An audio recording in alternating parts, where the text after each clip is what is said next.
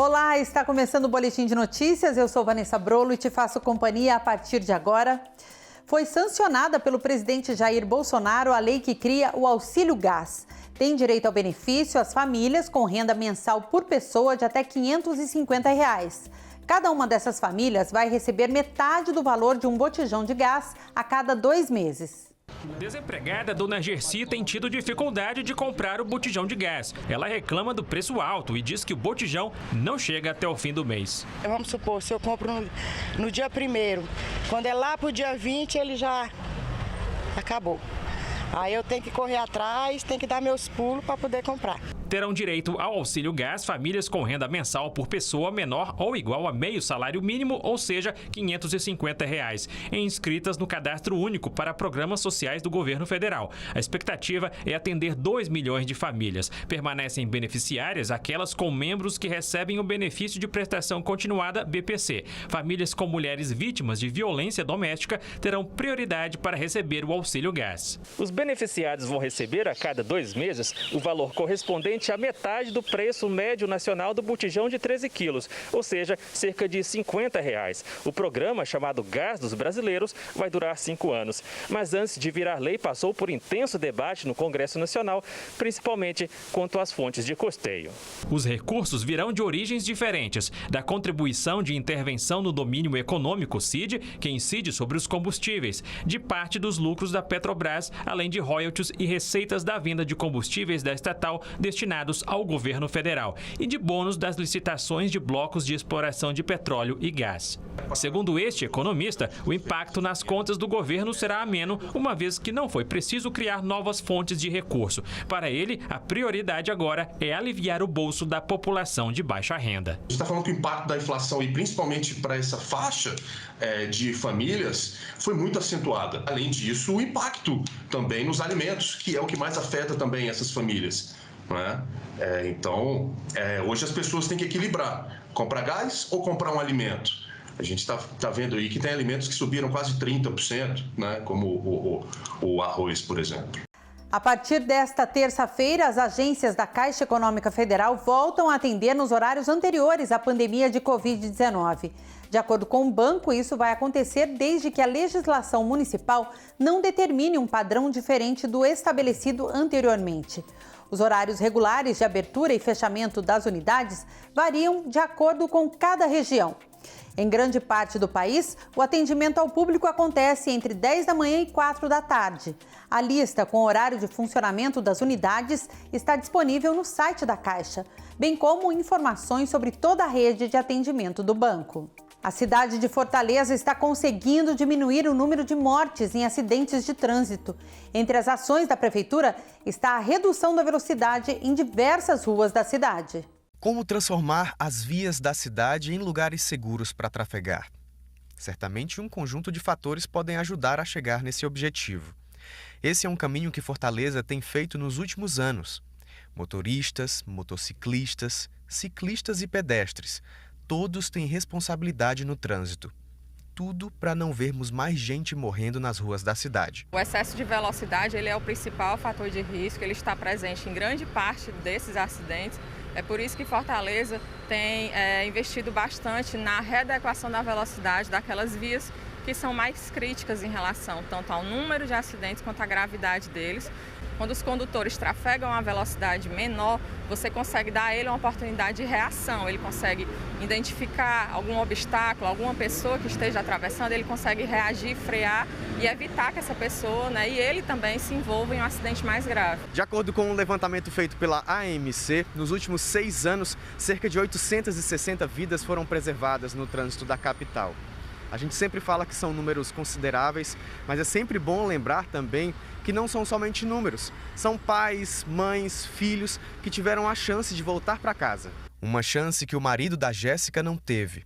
Há 3 anos, o Jeová, que era entregador em motocicleta, sofreu um acidente no trânsito. As pessoas veem como números. 300 pessoas morreram no ano, não, mas foram 300 vidas que deixaram muito mais do que 300 pessoas desamparadas. É uma conscientização de todos que fazem parte do trânsito, Cada um tem que pensar em si, mas também no outro. Várias ações são desenvolvidas para a redução dos números de mortes no trânsito. Muito está sendo investido em publicidade, com campanhas que mostram com muita clareza que no trânsito não se brinca. Essas campanhas dão rosto e nome a esta causa tão importante. São muitas pessoas que estão ficando feridas, perdendo, amputando uma perna, um braço. Infelizmente, a nossa realidade é essa e muitas delas estão morrendo em decorrência desses acidentes. Então, com essas campanhas, elas visam sensibilizar essas pessoas. Utilizamos aí as redes sociais, a TV, também rádio, vários meios para que a gente consiga chegar a todas essas pessoas. O assunto agora é Covid-19. Governos de vários países da Europa retomaram essa semana medidas restritivas e confinamentos, uma vez que a pandemia de Covid-19 está novamente descontrolada na região. A Áustria foi a primeira a voltar a impor o confinamento de toda a população para travar o aumento de infecções pelo novo coronavírus. O governo austríaco estabeleceu uma duração inicial de 10 dias para as medidas. A Áustria, Países Baixos, Bélgica e Croácia são alguns dos países onde estão acontecendo protestos, muitas vezes violentos, contra as restrições. A Organização Mundial de Saúde já manifestou preocupação com o aumento de casos de Covid na Europa e advertiu que cerca de 500 mil pessoas podem morrer até março de 2022 se não forem tomadas medidas urgentes para conter o avanço da pandemia. Vale ressaltar que o aumento de casos acontece entre as pessoas que não foram vacinadas. A taxa de desemprego do Brasil tem mostrado tendência de queda, mas é a quarta maior entre as principais economias do mundo. É o que aponta um ranking da agência de classificação de risco Austin Rating, que reúne dados de mais de 40 países que já divulgaram dados oficiais no terceiro trimestre. O levantamento mostra que o desemprego no Brasil é mais que o dobro da taxa média global e também o pior entre os integrantes do G20, o grupo que reúne os 19 países mais riscos do mundo e a União Europeia, que já divulgaram números relativos a agosto ou setembro. De acordo com o ranking, apenas Costa Rica, Espanha e Grécia registraram em agosto uma taxa de desemprego maior que a do Brasil. Segundo a última pesquisa divulgada pelo IBGE, hoje o Brasil tem 13 milhões e 700 mil desempregados. E nesse cenário, o empreendedorismo ganha força. No Rio de Janeiro, um ateliê de tranças gera renda e mantém vivo um aspecto importante da cultura negra.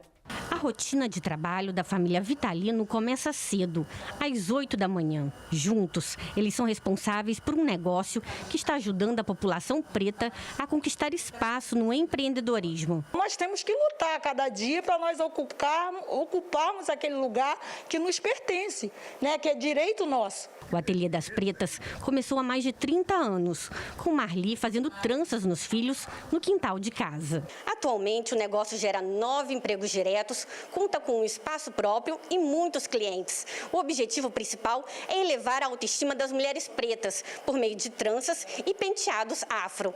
Eu, por exemplo, vou experimentar no meu. A trança escolhida foi a Nagô.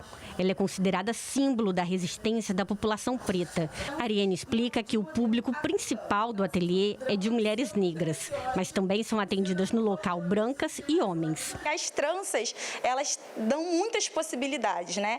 E a possibilidade de você se ver de diferentes maneiras, eu acho que é a que mais interessa ao nosso público, né? Você poder utilizar o seu cabelo de diferentes formas, né? Através das tranças, buscando um fortalecimento da sua identidade, né? Que é a identidade afro, mas também buscando essa elevação da autoestima. Essa especialista em empreendedorismo explica que os negócios entre a população preta estão crescendo, especialmente em alimentação e moda.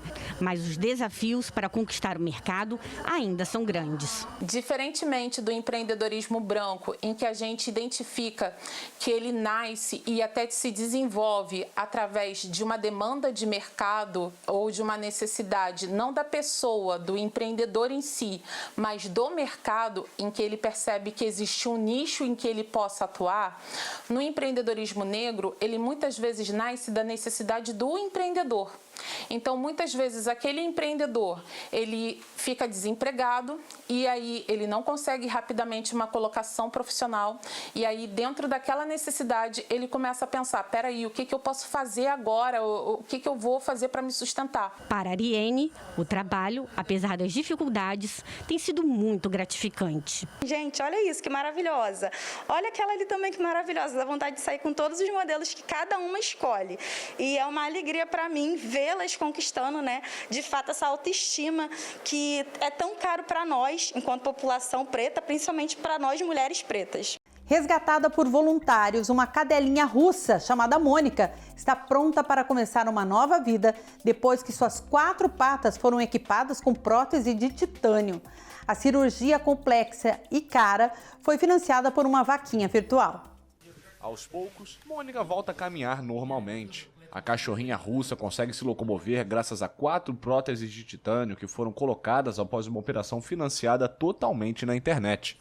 A história dela é de superação. Mônica foi encontrada em dezembro de 2020 morrendo em uma floresta em Krasnodar, no sudoeste da Rússia. As 4 pernas estavam cobertas de feridas. Ninguém sabe o que ocorreu com o animal, mas alguns voluntários acreditam que ela foi mutilada por crueldade. Após se comoverem com o sofrimento de Mônica, moradores da cidade russa se uniram e realizaram uma vaquinha virtual para levantar fundos para a cara e complexa cirurgia. Mônica é uma espécie de ancestral do Bacê e tem as pernas muito curtas e tortas. Por isso, era muito difícil colocar implante no osso. A dificuldade da operação era que tinha que ser realizada em 4 pernas e com próteses anatomicamente irregulares. Fizemos a impressora 3D, colocamos fosfato de cálcio nas próteses e fizemos a operação em 2 etapas. É a primeira vez que um procedimento do tipo é realizado em um cão.